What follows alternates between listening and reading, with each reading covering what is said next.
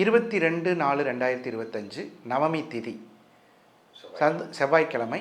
பூச நட்சத்திரத்திற்கும் கடகராசிக்கும் சந்திராஷ்டமம். மேசம், மனித நேயமுள்ளவர்களாக நடந்து கொள்வீர்கள்.